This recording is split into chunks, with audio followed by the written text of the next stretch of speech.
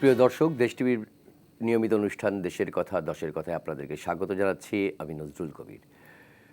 দর্শক, স্বাধীনতার সুবর্ণ জয়ন্তীর বছর চলছে এবার। মুক্তিযুদ্ধের ৫০ বছরে আমাদের নানা রকম অর্জন রয়েছে। আমাদের প্রত্যাশা অনুযায়ী হয়তো প্রাপ্তির একই রকম না হলেও কীরকম প্রাপ্তি হয়েছে সেসব বিষয় নিয়ে আমরা আলোচনা করছি ধারাবাহিকভাবে। আজ তাই আমরা আমাদের আলোচনার শিরোনাম ঠিক করেছি বাংলাদেশের ৫০ অর্থনীতি। আমরা জানি গত ৫০ বছরে বাংলাদেশের প্রভূত উন্নতি না ঘটলেও উল্লেখযোগ্য যে উন্নতিটি এবছর আমরা আনুষ্ঠানিকভাবে জানতে পেরেছি সেটি হচ্ছে যে আমরা এখন আর স্বল্পোন্নত দেশ নয়, আমরা উন্নয়নশীল দেশের কাতারে উঠে আসছি। আনুষ্ঠানিকভাবে বাংলাদেশের যেই সূচক পূরণ করার প্রয়োজন ছিল সেই প্রয়োজনগুলো বাংলাদেশ ইতিমধ্যেই পূরণ করেছে। বাংলাদেশ তার নিজস্ব অর্থায়নে পদ্মা সেতুর মতো প্রজেক্ট আমরা বাস্তবায়ন করতে চলেছি। এছাড়াও বাংলাদেশ তার নিজস্ব অর্থায়নে অনেকগুলো মেগা প্রকল্প সক্রিয় রয়েছে। বাংলাদেশ এখন খাদ্যে স্বয়ংসম্পূর্ণ দেশ। একটা সময় ছিল যখন বাংলাদেশকে তলাবিহীন ঝুড়ি হিসেবে আখ্যায়িত করেছিলেন একটি বিশেষ দেশের বিশেষ লোক। আমরা সবাই জানি তার নাম, হেনরি কিসিঞ্জার বলেছিলেন যে বাংলাদেশ তলাবিহীন ঝুড়ি। কিন্তু আজ এই ৫০ বছরে দাঁড়িয়ে আমরা লক্ষ্য করছি বাংলাদেশ আর সেই জায়গাটি নেই। কিন্তু আমরা হয়তো মধ্যমায়ের দেশের রূপান্তরিত হয়েছি, কিন্তু আমাদের মাঝে বিদ্যমান যেই বৈষম্য, সেই বৈষম্য কি কমেছে? মাথাপিছু আয় বেড়েছে, কিন্তু তা দেশের আপামর জনসাধারণের কতভাগ মানুষের সেই আয় বেড়েছে? এ কি শুধু সংখ্যার অঙ্কে, সংখ্যাতত্ত্বের হিসেবের একটি গড় হিসাব, নাকি প্রকৃতই মানুষের জীবনযাত্রার মানের উন্নয়ন ঘটেছে? সেসব বিষয় জানার জন্য আমাদের সঙ্গে এই মুহূর্তে দুজন অতিথি যুক্ত হয়েছেন। আমার সঙ্গে স্টুডিওতে আছেন সাংবাদিক আব্দুর রহিম হারমাসি, সঙ্গে রয়েছেন ডক্টর রাশেদ আল মাহমুদ তিতুমির, অধ্যাপক, উন্নয়ন অধ্যয়ন বিভাগ, ঢাকা বিশ্ববিদ্যালয়। শুরুতে আজকে আলোচনাটা শুরু করতে চাই ডক্টর রাশেদ আল মাহমুদ তিতুমির আপনাকে দিয়ে। আমরা যতদূর জানি সম্প্রতি আপনার একটি গ্রন্থ বেরিয়েছে, একটি বিশ্লেষণমূলক গ্রন্থ, বাংলাদেশের অর্থনীতির ৫০ বছর নিয়ে আপনি একটি গবেষণামূলক বই বলা চলে লিখেছেন। সেই জায়গাটা থেকে আপনার চোখে আপনি দীর্ঘদিন যাবৎ বাংলাদেশের অর্থনীতিকে পর্যবেক্ষণ করছেন, তার গতি প্রকৃতি নিয়ে বিভিন্ন গণমাধ্যমেও আপনার প্রচুর লেখা রয়েছে। সেই জায়গা থেকে আপনার বিশ্লেষণটি দিয়ে শুরু করতে চাই আজকের আলোচনা। জি, ধন্যবাদ আপনাকে। ধন্যবাদ জি। যে আপনারা এই গুরুত্বপূর্ণ আলোচনা ধারাবাহিকভাবে করছেন। আপনাদেরকে অসংখ্য ধন্যবাদ। রক্তক্ষয়ী মুক্তিযুদ্ধের মাধ্যমে স্বাধীন বাংলাদেশের সূচনা।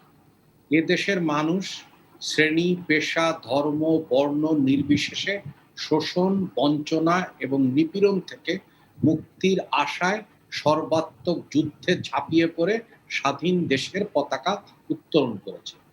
যুদ্ধোত্তর বাংলাদেশ থেকে আজকের করোনাকালীন বাংলাদেশে নানা প্রশ্নের উদ্রেক হয়েছে।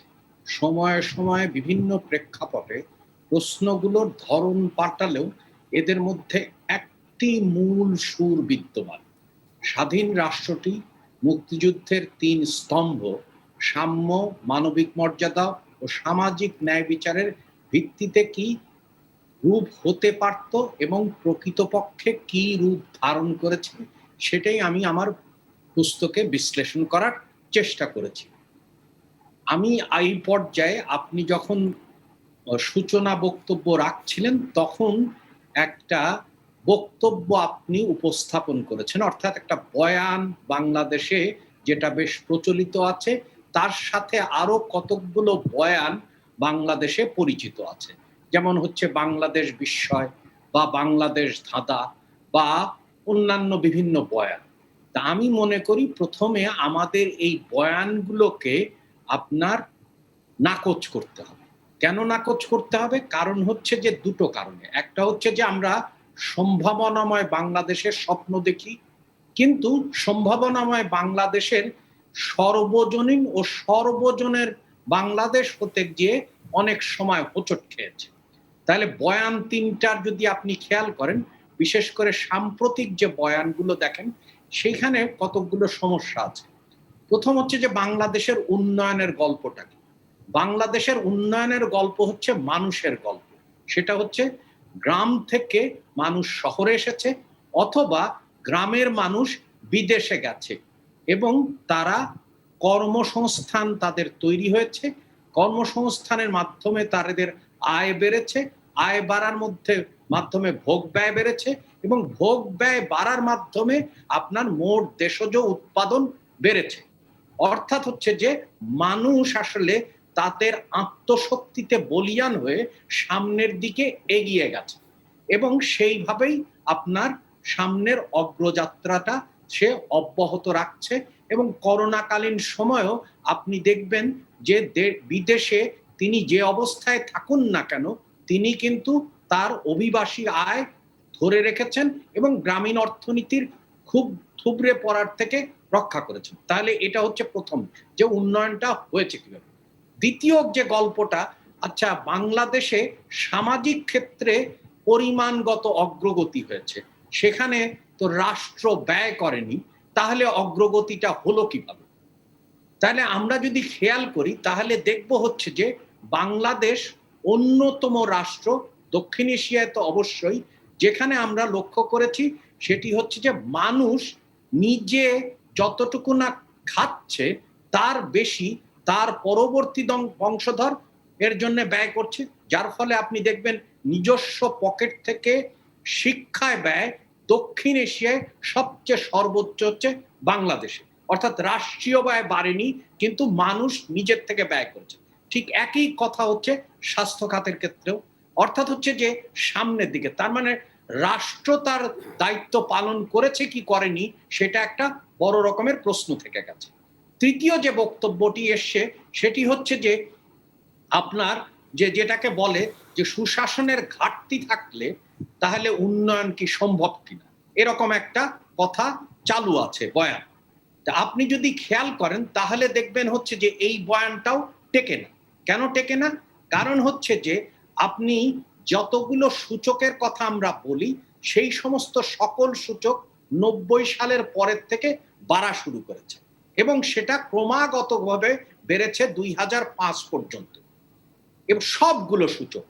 কিন্তু আপনি যদি দেখেন 2006 সালের পরের থেকে আপনি প্রথম যদি সামষ্টিক অর্থনীতির সূচক লক্ষ্য করেন, তাহলে বিনিয়োগ মোট দেশজ ও উৎপাদন তথা জিডিপির মধ্যে ব্যক্তি খাতের বিনিয়োগ স্থবির হয়েছে। তারপরে দারিদ্র বিমোচনের যদি খেয়াল করেন, তাহলে দারিদ্র বিমোচনের হার আগে যে হারে বাড়ছিল সেটা কমে গেছে, মানে আমি করোনা ক্রান্তির আগে বলছি। তারপরে আপনি যদি আপনি চিন্তা করেন হচ্ছে যে মানুষের মধ্যে যে বৈষম্য, সেই বৈষম্য মাপার একটা সহজ উপায় হচ্ছে যে শ্রম দিয়ে আপনি কত প্রতিদান পান, অর্থাৎ লেবারের কাছে কতটুকু রিটার্ন যায়, আর পুঁজি ব্যয় করে আপনি কতটুকু রিটার্ন পান। তাহলে দেখবেন হচ্ছে যে 2006 সালের পরের থেকে আপনার পুঁজির মধ্যে এবং শ্রমের যে রিটার্ন তার মধ্যে ব্যাপক পার্থক্য দেখা দিয়েছে। আর দিন যত যেছে তত আপনার পুঁজি পাচারও বেড়েছে। তাহলে এই সময়গুলোকে যদি আপনি দেখেন, তাহলে দেখবেন বাংলাদেশের যে রাজনৈতিক বন্দোবস্ত, সেই রাজনৈতিক বন্দোবস্তের একটা নতুন রকমের চেহারা বাংলাদেশের নিজস্ব কায়দায় হয়েছিল।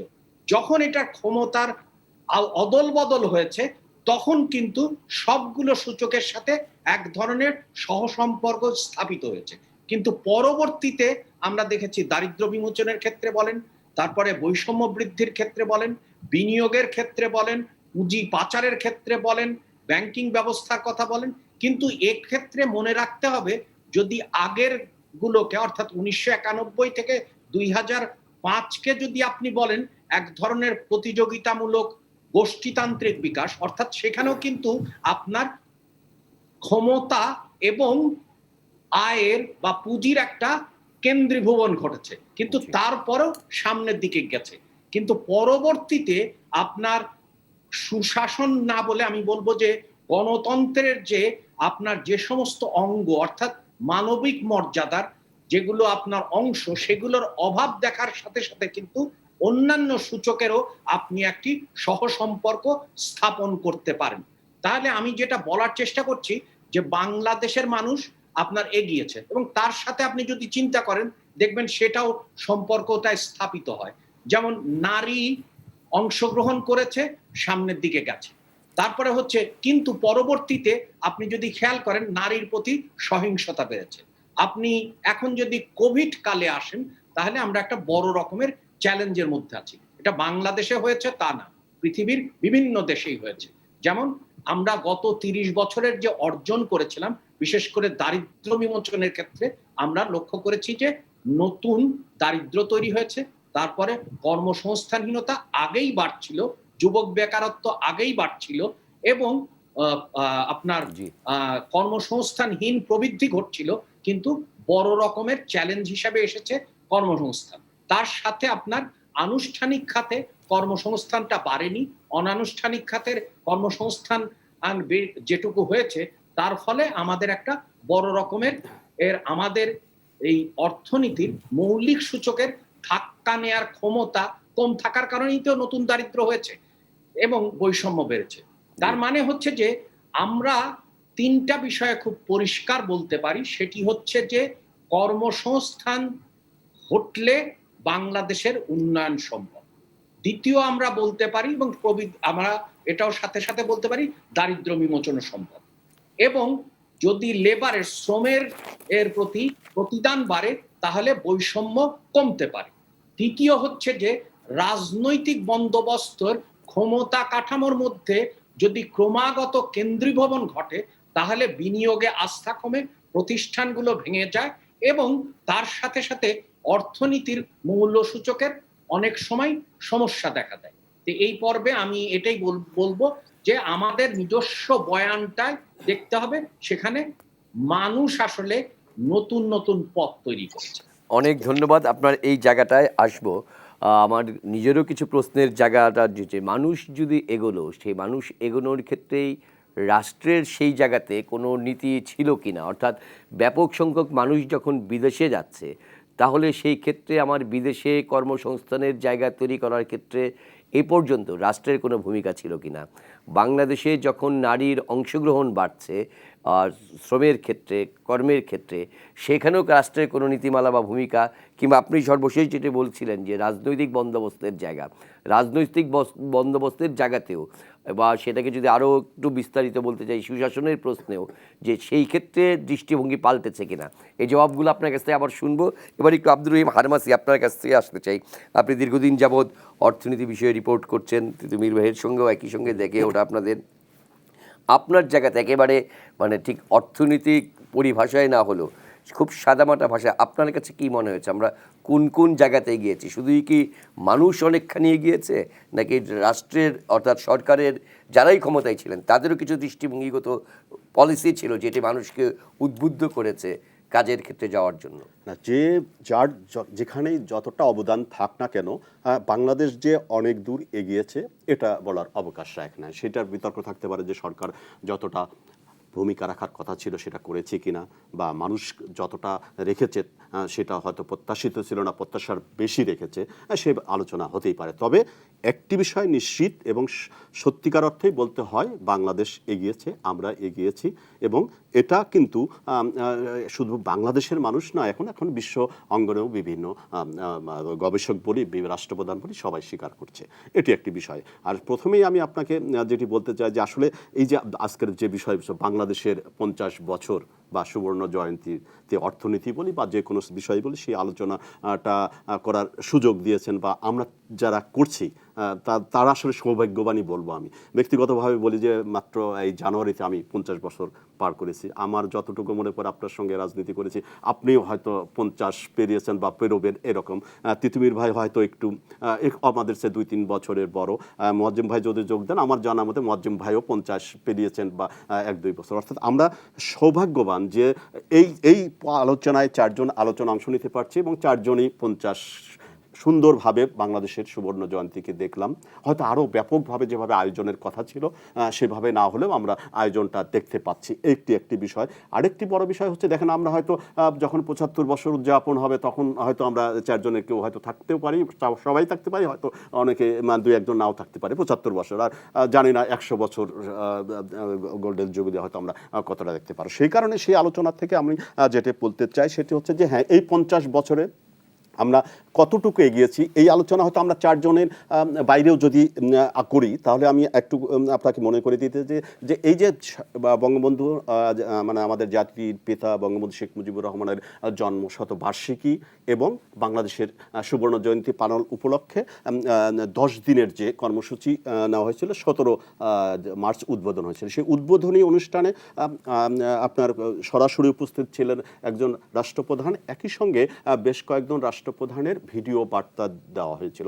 আমি গভীরভাবে মনোযোগ দিয়ে ওই অনুষ্ঠানটি দেখেছিলাম এবং আমি একজনের বক্তব্য বা উক্তি আপনাকে আমি কোট করতেই চাই, সেটি হচ্ছে কানাডার প্রধানমন্ত্রী জাস্টিন ট্রুডো।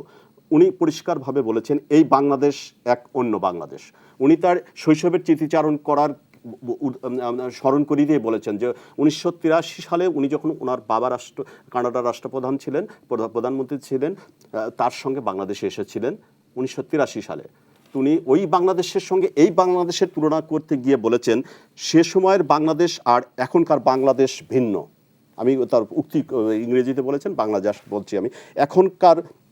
এখন বাংলাদেশ দেশে অনেক উন্নয়ন ঘটেছে, দারিদ্র্য কমেছে। 50 বছরের বাংলাদেশ এক অভূতপূর্ব উন্নতি করেছে, দেশের ভেতরে নতুন নতুন কাজের সুযোগ তৈরি হয়েছে। আমি বললাম যে হ্যাঁ, রাজনৈতিক আলোচনা হতেই পারে, সরকারি দল বা বিরোধী দল তাদের একটা অবস্থান। আমরা কিন্তু যে কোনো রাষ্ট্রের ক্ষেত্রে যখন আমরা আলোচনা করি তখন কিন্তু কানাডাকে অন্য জায়গায় রাখি। এবং আপনি জানেন যে এই যে বর্তমানে যে বিভিন্ন দেশের রাষ্ট্রপ্রধানরা দায়িত্ব পালন করছেন তাদের মধ্যে জাস্টিন ট্রুডোকে কিন্তু আমরা অন্য একটা মাপে রাখি। তখন আমি এইটা বলতে চাই যে জাস্টিন ট্রুডো, এবং আমি প্রথমে ভূমিকাতে যেটা বলছিলাম যে অবশ্যই আমরা এগিয়েছি, তার প্রমাণ কিন্তু জাস্টিন ট্রুডো তার কথাতেই দিয়ে দিয়েছেন।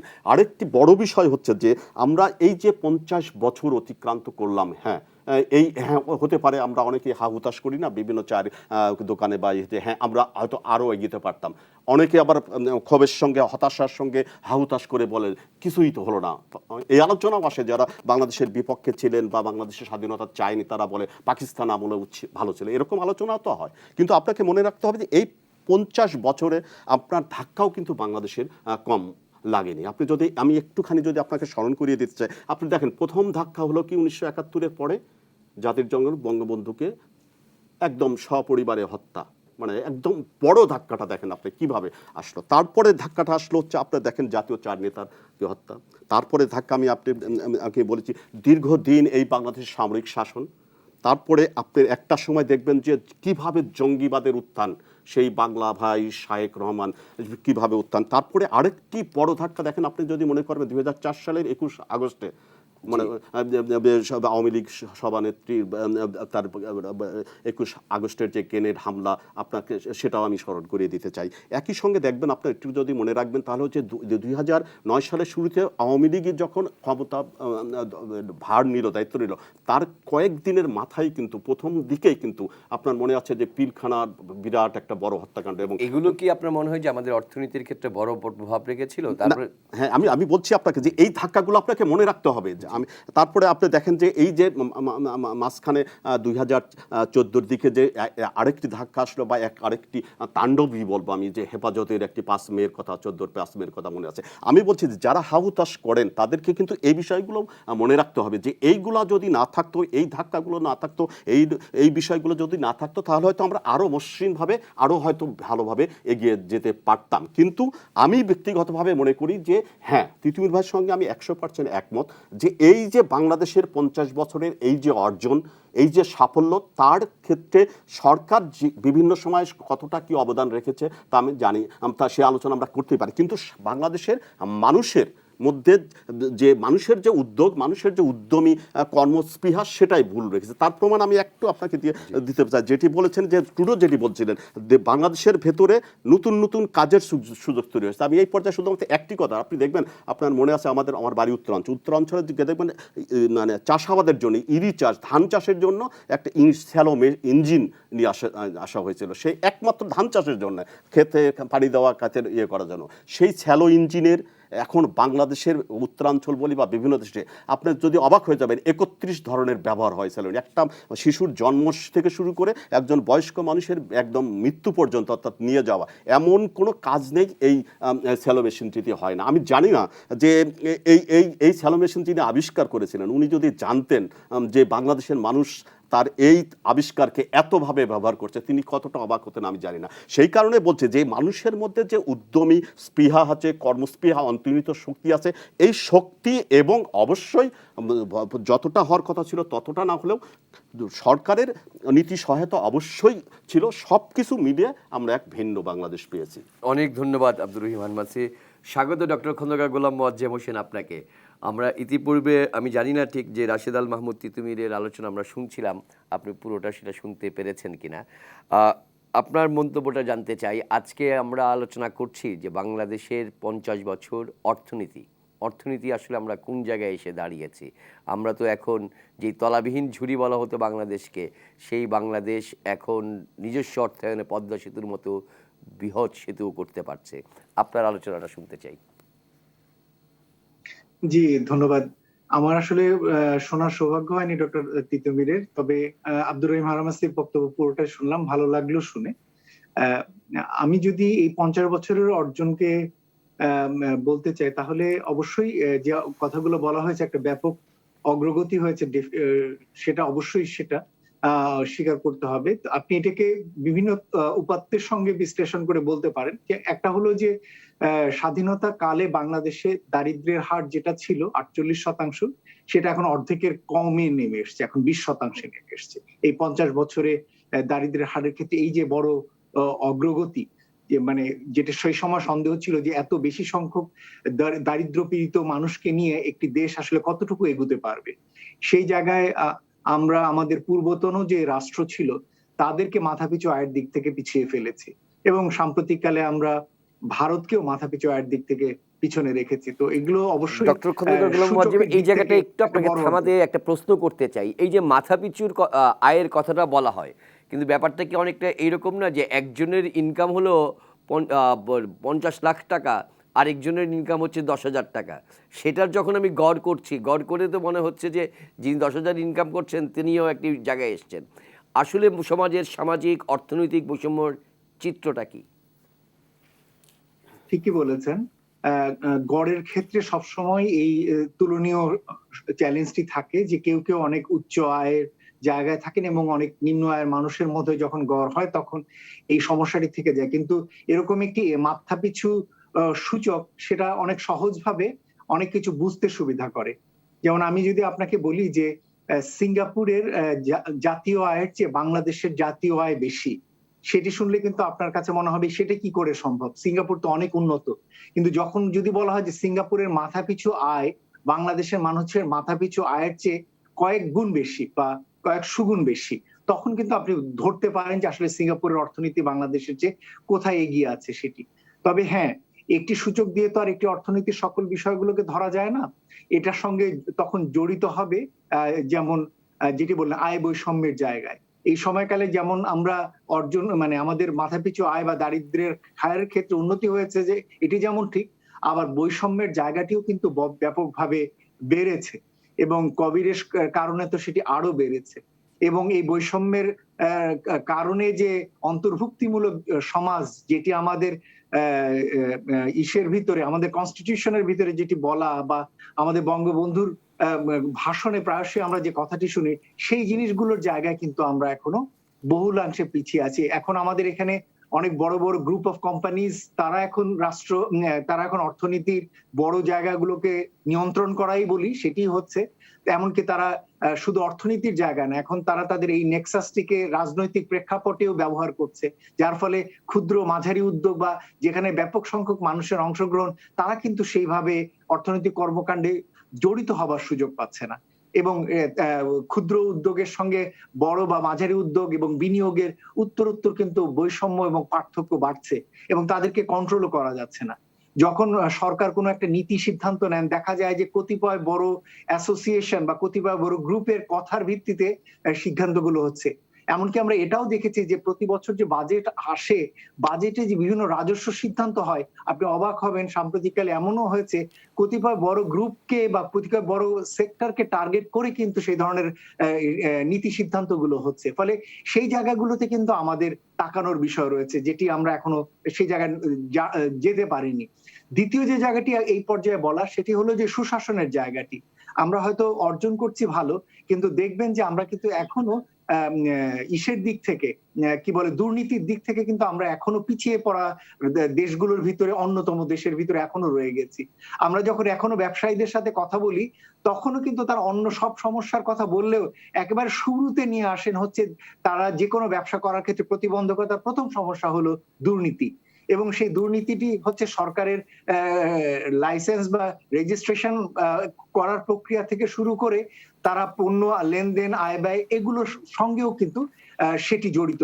সুতরাং এই জিনিসগুলো কিন্তু আমাদেরকে ব্যাপকভাবে পিছিয়ে দিচ্ছে। এমনকি বেসরকারি খাতকেও কিন্তু এই সমস্ত দুর্নীতি সুশাসনের ঘাটতি কিন্তু এগিয়ে যাওয়ার পথে কিন্তু বড় প্রতিবন্ধকতার জায়গা সৃষ্টি করছে।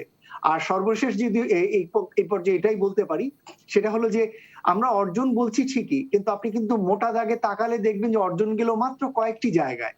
আপনি যদি কৃষির মধ্যে দেখেন তাহলে দেখবেন এটা ধানের ক্ষেত্রে, আপনি যদি শিল্পে দেখেন তাহলে এটা দেখবেন গার্মেন্টসে, আপনি যদি সেবা খাতে দেখেন তাহলে এটা দেখবেন হচ্ছে হলো বৈদেশিক মুদ্রা নিয়ে আসার ক্ষেত্রে, রেমিটেন্সের ক্ষেত্রে আমাদের যারা বিদেশে কাজ কর্মরত যে শ্রমিকরা রয়েছেন প্রবাসীরা, তারা অনেক এক কথা এটিকে যেটি বলা হয়ে থাকে বাংলাদেশের অর্থনীতি 3R দিয়ে ডিফাইন করা যায়: রাইস, RMG এবং রেমিটেন্স। তো এই যে মাত্র 3টি আর দিয়ে এখনো অর্থনীতি ডিফাইন হচ্ছে, এটি কিন্তু মোটেই কোনো সবল অর্থনীতির মানে পরিচায়ক নয়। এটিকে কিন্তু দীর্ঘদিন থেকে বলা হচ্ছে যে এটি বহুধাকরণ করা দরকার, বহুমুখীকরণ করা দরকার। আমরা করছিও, ধীরে ধীরে হচ্ছে না তাও বলছি না যে হচ্ছে।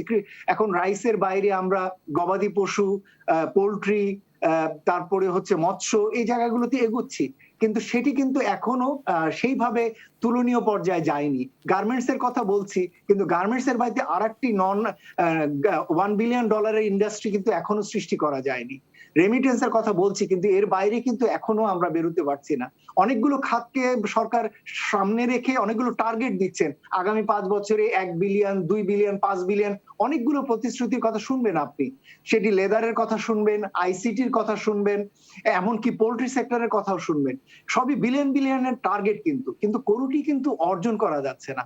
সুতরাং আমরা এই যে সীমিত খাত ভিত্তিক আমাদের যে অগ্রগতি, এটি কিন্তু এতদিনের জন্য হয়তো ঠিক আছে, কিন্তু আগামী দিনে যখন এই অর্থনীতির অগ্রগতি অনেক বেশি দক্ষতার উপরে নির্ভর করবে এবং প্রতিযোগিতার সাথে নির্ভর করে, দেশীয় বাজারের সঙ্গে বৈদেশিক কোম্পানিগুলোর সঙ্গে প্রতিদ্বন্দ্বিতার কারোর উপরে নির্ভর করে দেশের বাজারে এবং বাইরের বাজারে, তখন কিন্তু এই সীমিত সংখ্যক খাতের উপরে নির্ভর করে আমাদের অগ্রগমন কিন্তু কষ্টকর হবে। অনেক ধন্যবাদ। সর্বশেষে আরেকটা ছোট্ট কথা বলি, হয়তো আপনার সময় চলে যাচ্ছে। আরেকটি যেটা বলা দরকার আসলে, সেটা হচ্ছে যে নীতিগত জায়গায়, নীতি সিদ্ধান্ত বা নীতি পরিবর্তনের জায়গায়, সংস্কারের জায়গায় আমরা কিন্তু পিছিয়ে রয়েছি। মানুষ তো এগোচ্ছে, মানুষের মধ্যে সেই কর্মস্পৃহার জায়গা আছে, কিন্তু একই সঙ্গে সকল মানুষের যেইভাবে তার অর্থনৈতিক উন্নয়ন হওয়ার কথা সেটি এখনো হচ্ছে না। এর মধ্যে আমরা স্বল্পোন্নত দেশ থেকে এখন উন্নয়নশীল দেশে যাচ্ছি।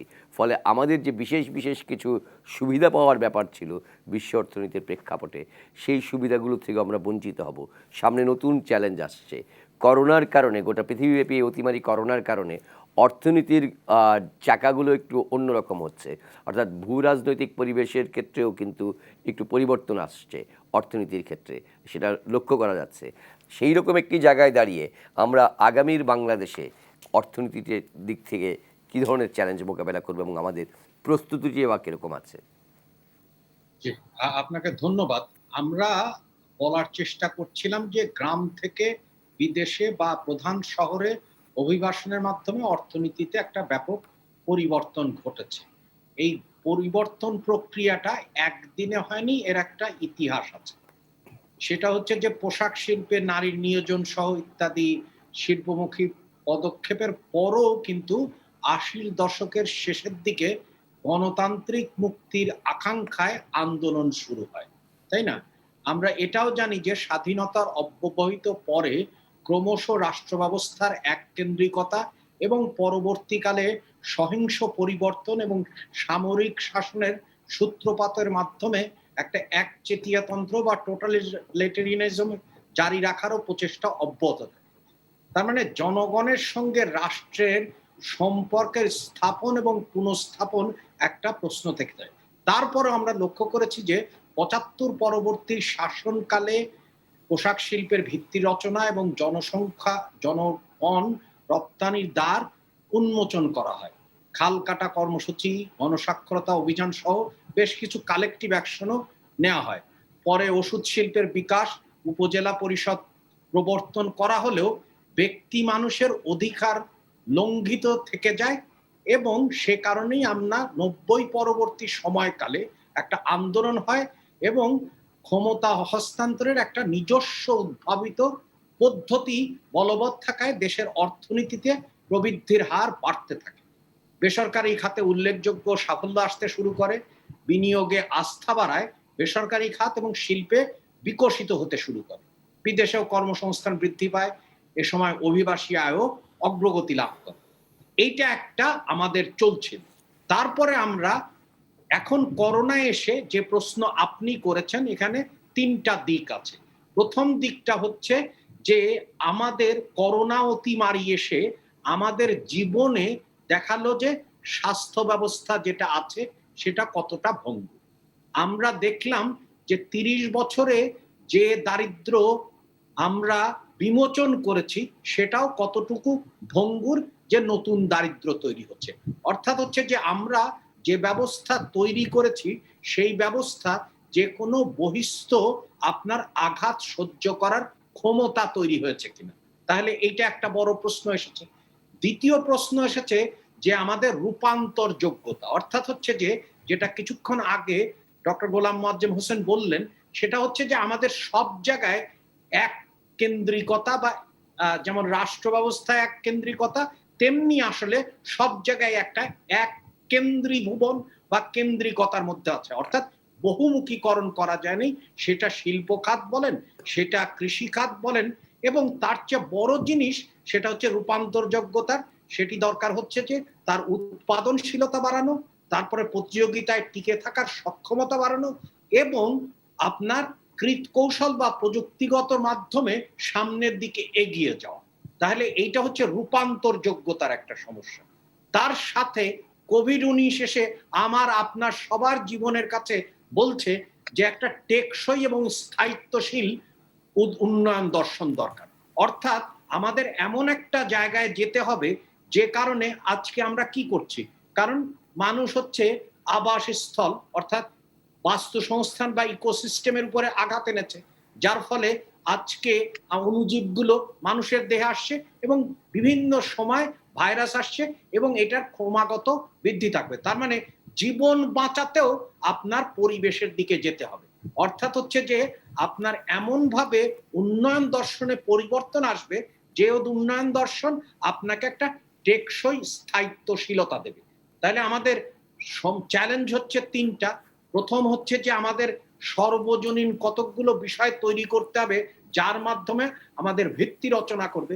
দ্বিতীয় চ্যালেঞ্জ হচ্ছে যে আমাদেরকে যদি রূপান্তর যোগ্যতা বা আমাদের আকাঙ্ক্ষার বাংলাদেশের দিকে যেতে হয়, তাহলে আমাদের এমন ধরনের কাঠামো তৈরি করতে হবে যেটা আসলে যে কোনো পুনরুদ্ধার বা পুনর্বাসন বা পুনর্গঠনের জন্য কাজ করে। তার মানে আমাদের আনুষ্ঠানিক খাতের দিকে যেতে হবে।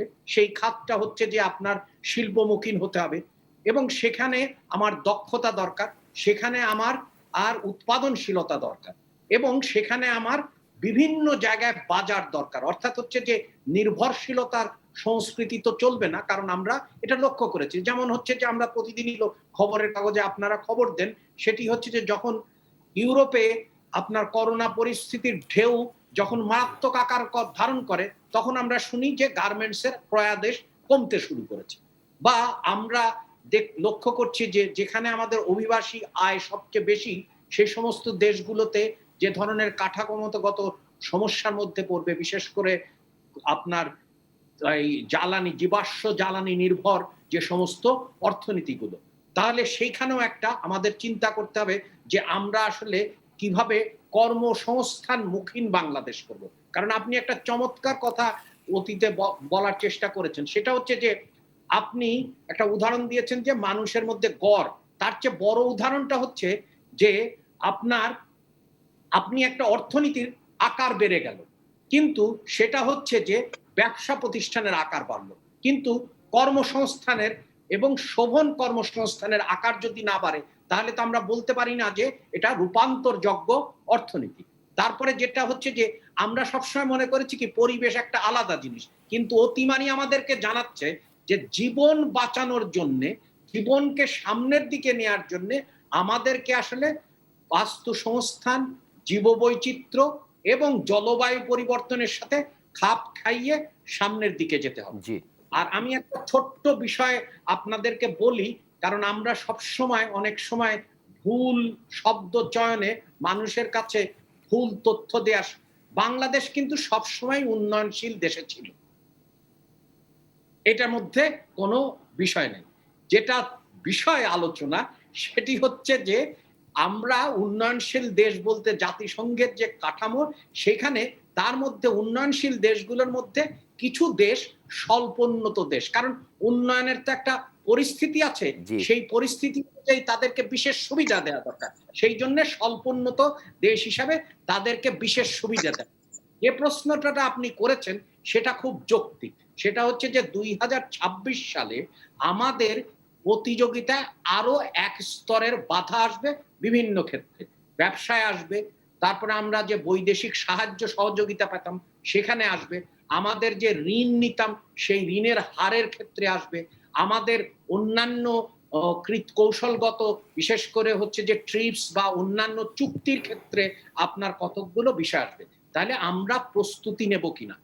এবং সবচেয়ে বড় বিষয় হচ্ছে যে আপনি যেটা বলে আমি শেষ করব, জি। রাষ্ট্র আপনার কি ধরনের রাষ্ট্র সেটা নিয়ে আলোচনা করা দরকার। অর্থাৎ আমাদের অগ্রগতি তখনই হয়েছে যখন রাষ্ট্র সক্রিয় হয়েছে, অর্থাৎ জনশক্তি রপ্তানির ক্ষেত্রে সুবিধা, অথবা গার্মেন্টস এর ক্ষেত্রে আমরা জানি যে টাকা দিলে টাকা শোধ করে না, কিন্তু ব্যাক টু ব্যাক এলসির মতো যে ইনোভেশন, সেই ইনোভেশন যদি করা যায় তাহলে আসবে। অথবা রাষ্ট্র যদি বিভিন্ন রকমের প্রণোদনা দেয়, কিন্তু প্রণোদনাটা দিতে হবে আপনার পারফরমেন্সের উপরে, নট হচ্ছে তাহলে কিন্তু আমরা শিল্প ব্যাংক এবং শিল্প ঋণ সংস্থার মতো দিকে যাব। তাহলে আমাদেরকে খেয়াল রাখতে হবে যে আমাদের তিনটা বিষয়, অর্থাৎ হচ্ছে যে আমাদের কাঠামোর যে যে কোনো বহিস্থ আঘাত আসলে সেটা সহ্য করতে পারে কিনা। তাহলে সেই জন্য আমাদের সর্বজনীন আপনার সামাজিক নিরাপত্তা কর্মসূচি বা সর্বজনীন শিক্ষা বা সর্বজনীন স্বাস্থ্য ব্যবস্থার দিকে যেতে হবে। এটা হচ্ছে এক। জি। দ্বিতীয় হচ্ছে যে আমাদের যে কর্মসংস্থানটা তৈরি করতে হবে হচ্ছে যে আপনার শিল্পমুখী এবং আনুষ্ঠানিক খাত ভিত্তিক এবং শ্রমিক অধিকার ভিত্তিক। জি। আর তৃতীয় হচ্ছে যে আমাদের যে সামনের বাংলাদেশ সেটা চিন্তা করতে হবে স্থায়িত্বশীল টেকসই বাংলাদেশ, যেটা আসলে প্রাণ, প্রকৃতি এবং প্রবৃদ্ধির বাংলাদেশ। অনেক ধন্যবাদ রাশেদ আল মাহমুদ তিতুমীর। আব্দুর রহিম হারমাসি, আপনার কাছে আসতে চাই। ডক্টর গোলাম মোয়াজ্জেম হোসেন, আপনার কাছ থেকেও এই রাশেদ আল মাহমুদের তিতুমীরের বক্তব্যের পর কিছু প্রশ্ন আমার মনেও উদয় হয়েছে, যার জবাব আপনার কাছ থেকেও চাইবো। তার আগে আব্দুর রহিম হারমাসি, আপনার কাছে ফিরতে চাই। যে জায়গাটায় বললেন যে প্রাণ, প্রকৃতি এবং সমৃদ্ধির বাংলাদেশ করতে গেলে টেকসই অর্থনীতিটা প্রয়োজন। এখন এই টেকসই অর্থনীতির ক্ষেত্রে আমাদের সেই রকম প্রস্তুতি আছে কিনা? আমরা সরকারের কাছ থেকে শুনতে পাচ্ছি ডেল্টা প্ল্যান নামে একটি প্ল্যানের গল্প।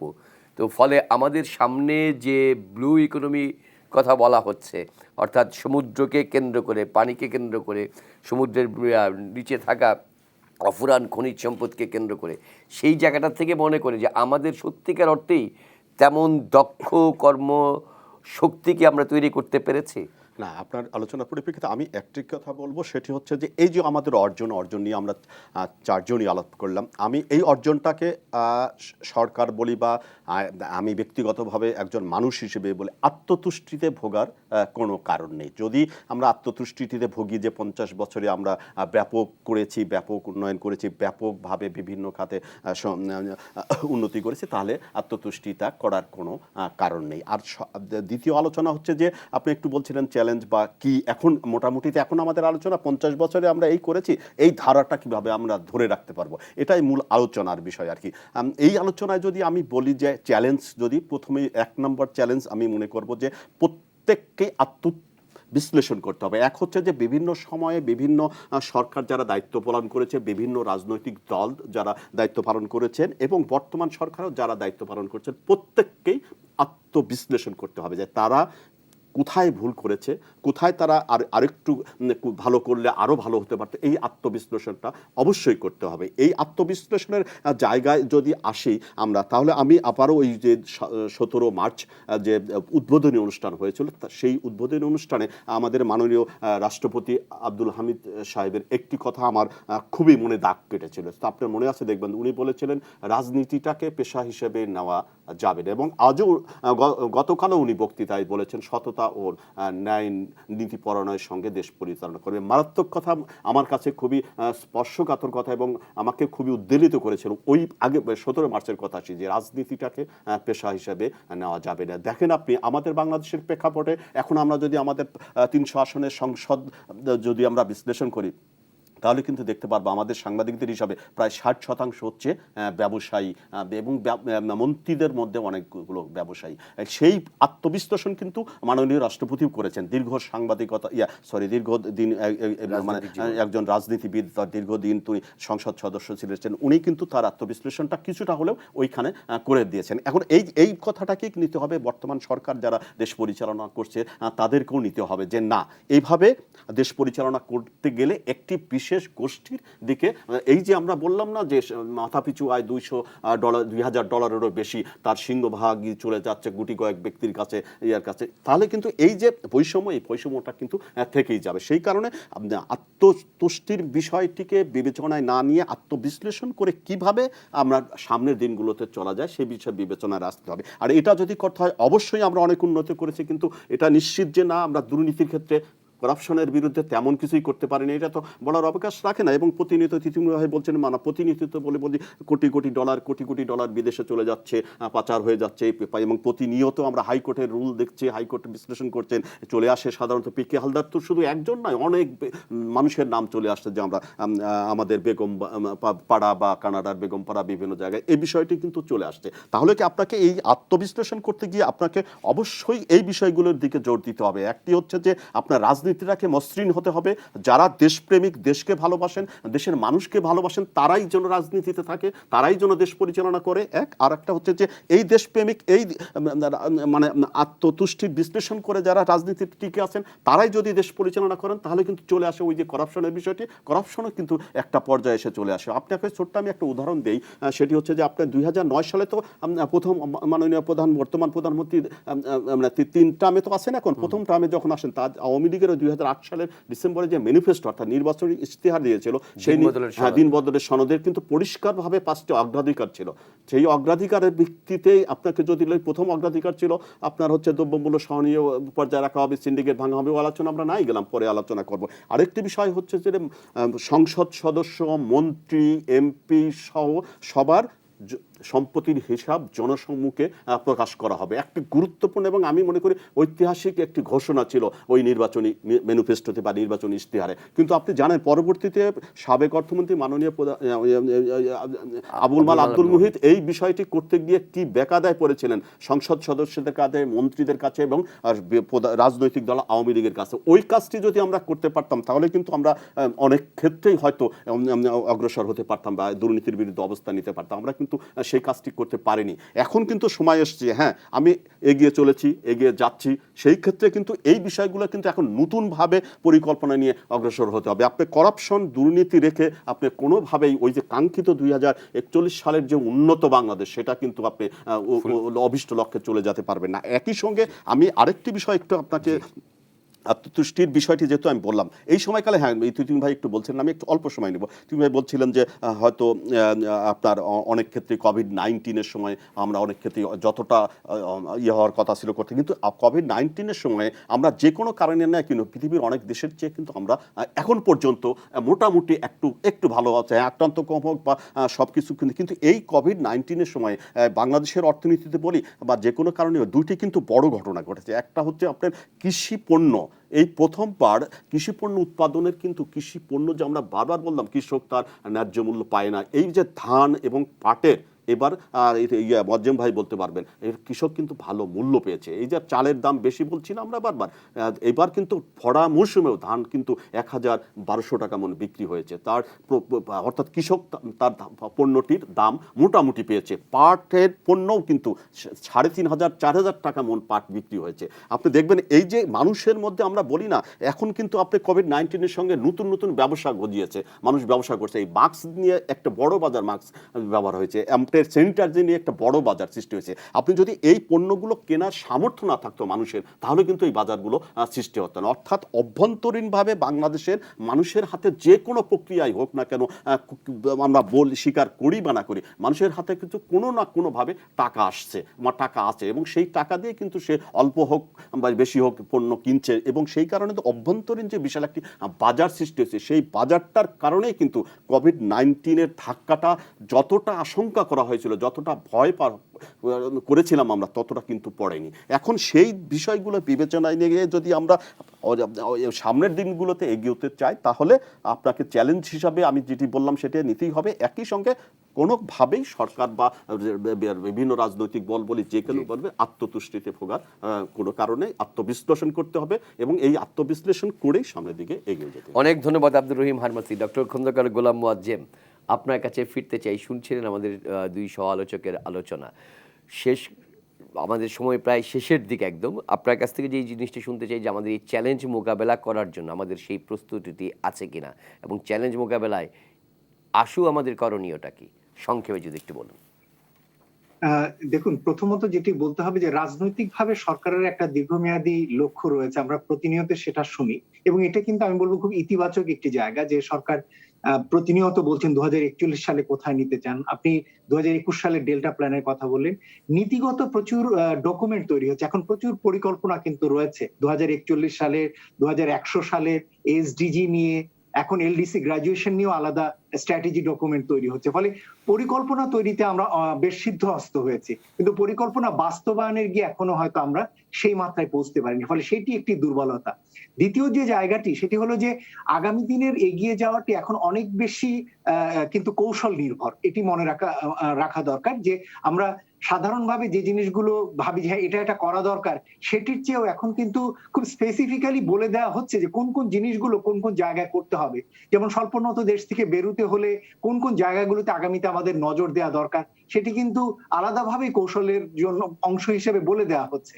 এবং এর অংশ হিসেবে বলা হচ্ছে যে আগামী দিনে যেহেতু বাজার সুবিধা বাংলাদেশের থাকবে না, সুতরাং বাংলাদেশের উচিত হবে নতুন নতুন বা যে সমস্ত দেশের সমাজে বাণিজ্য সুবিধা রয়েছে তাদের সঙ্গে কিভাবে মুক্ত বাণিজ্য অঞ্চল বা সহযোগিতা, অর্থনৈতিক সহযোগিতা কাঠামো চুক্তিতে যেতে পারি, সেরকম জিনিসগুলোর কথা কিন্তু এখানে প্রয়োজন হবে, যেটি মনে রাখার।